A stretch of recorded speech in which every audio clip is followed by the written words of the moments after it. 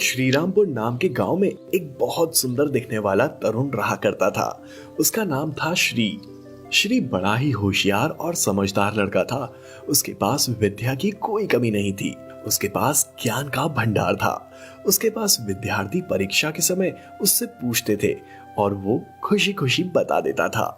मगर श्री को और श्री के माँ बाप को इस बात का बहुत अफसोस हुआ करता है कि उनका बेटा इतना होनहार होकर भी वो उसके लिए कुछ नहीं कर सकते थे। इस बात का उन्हें अफसोस था, मगर उनके यहाँ खुशियां बहुत थी। श्री अच्छे मार्क्स से कॉलेज से उत्तीर्ण होता है। उसका कैंपस में सिलेक्शन हो जाता है। अब उसे एक नामांकित कंपनी में इंटरव्यू के लिए जाना होता है। आज बड़े उदास दिख रहे हो, क्या हुआ? पिताजी, आपसे कुछ छिपा नहीं है। आपको पता है आज मेरा इंटरव्यू है और मेरी जेब में जाने तक के लिए पैसे नहीं है। अब मैं क्या करूं? श्यामदास अपने पास के 50 रुपए निकाल कर देता है। बेटा, इतने ही पैसे हैं मेरे पास और घर में कुछ भी नहीं है। श्री अब सोच में पड़ जाता है और घर के बाहर निकलता है। माँ, पिताजी, मैं आता हूँ। ऐसा बोलकर वो वहां से निकलता है और वो बहुत गहरी सोच में डूबा हुआ रहता है। रास्ते से चलते चलते बस स्टॉप पर आ जाता है, मगर उसके पास भाड़े के पैसे ना होने के कारण वो बस में नहीं चढ़ पाता। और अब वो सोच रहा था कि मुझे कोई लिफ्ट दे दे तो अच्छा होगा। मेरे पास वैसे भी पैसे नहीं हैं और मेरा काम हो जाएगा। मगर उस दिन उसको उसकी मदद करने वाला कोई नहीं मिला। अब श्री जहां खड़ा था वहीं पास में एक मंदिर था। श्री सोचता है, चलो समय है तो मंदिर जाकर आता हूँ।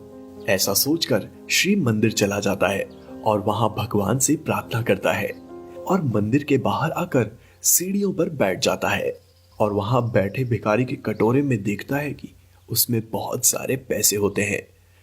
हे ऊपर वाले, तेरा न्याय भी अजीब है। कोई जिस चीज को चाहता है तो उसे वो चीज नहीं देता, और जो नहीं चाहता उसे ही वो सारी चीजें दे देता है। तेरा न्याय सच में अजीब है।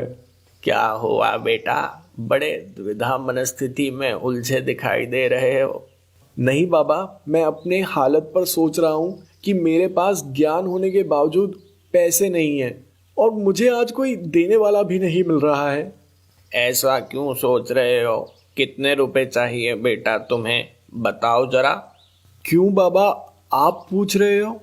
अगर मुझसे कोई मदद हो सके तो ऐसा सोच रहा हूं मैं। बाबा, मैं आपसे पैसे लेकर आजीवन अपने आप को माफ नहीं कर पाऊंगा। मैं आपसे पैसे नहीं ले सकूंगा।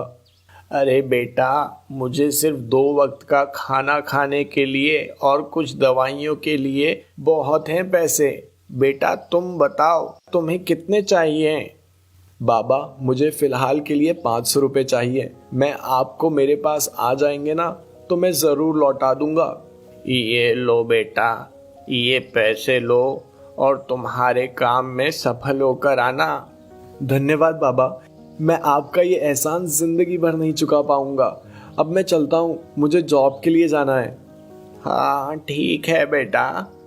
अब श्री नए ऑफिस में जाकर अपना इंटरव्यू देता है और उसमें इतने सारे लोगों में से श्री का सिलेक्शन हुआ था। अब ये श्री के लिए युद्ध जीतने की तरह ही था। अब वो अपॉइंटमेंट लेटर लेकर घर चला जाता है। घर जाते समय उसके दिमाग में उस भिखारी बाबा की बात आ जाती है और वो सोचता है कि क्यों ना बाबा से मिलकर जाऊं, जिनकी वजह से मुझे आज जॉब मिला है। ये सोचकर श्री उस मंदिर के पास चला जाता है तो वहां बहुत भीड़ जमा थी। श्री उस भीड़ में घुस गया कि वहां क्या हो रहा है ये देखने के लिए। अब वहां देखता है कि वो बाबा चक्कर आकर गिर गए थे। ये सब देख श्री ने उनको उठाया तो उनको खुद का होश ही नहीं था। बाबा उठो, देखो मुझे जॉब मिल गया। बाबा सिर्फ उसकी तरफ आंख खोलकर देखते हैं और फिर से बेहोश हो जाते हैं। लगता है इस भिखारी बाबा ने आज खाना नहीं खाया है और दवाइयां भी नहीं ली।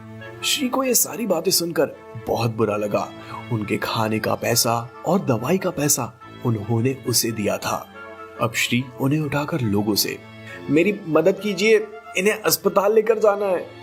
तभी लोग उसे कहने लगे, अरे वो भिखारी है, उसे इतनी इंसानियत नहीं दिखानी चाहिए। चलो यार, ये पागल लड़का है। आप लोग जाइए, मुझे मेरा काम करने दीजिए।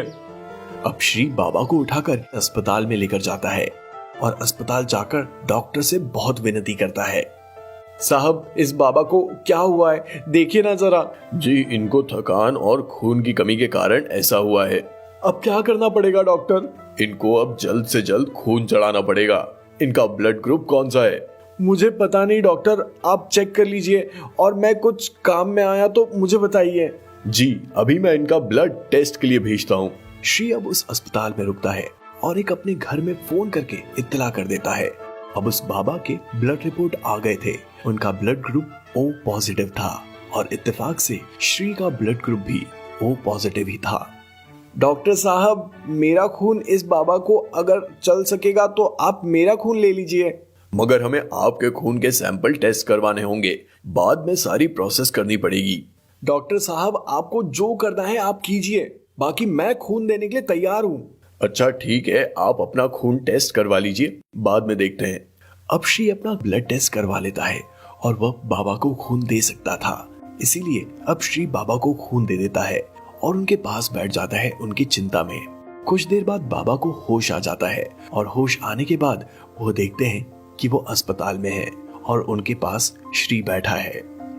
बेटा, तुम्हारे जॉब का क्या हुआ? मिली या नहीं मिली जॉब? श्री की आंखों में आंसू थे और वो बोल रहा था, बाबा, आप मेरे जैसे अनजान इंसान के लिए खुद का खाना और दवाइयों के पैसे मुझे दे दिए और ये हाल हो गया आपका। ये सब मेरी वजह से। अरे नहीं बेटा, ऐसा कुछ नहीं, सब कुछ होना नियति में लिखा होता है। अब बताओ, मिली या नहीं जॉब?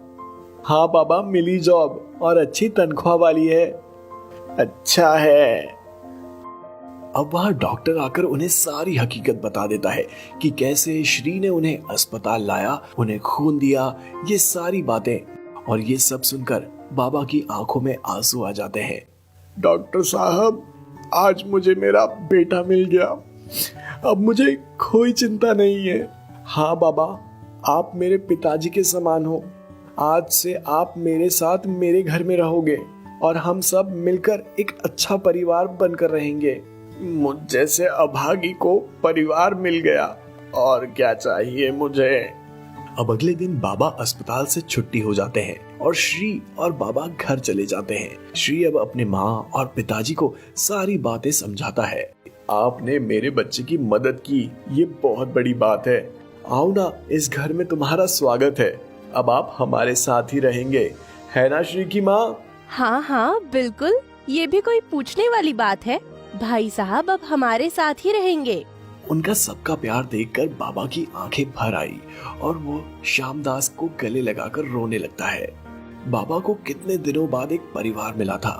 अब श्री, उसकी माँ, पिताजी और भिखारी साथ साथ में एक परिवार की तरह रहने लगे। अब श्री की तनख्वाह भी अच्छी थी। अब सब खुशी खुशी जीने लगे।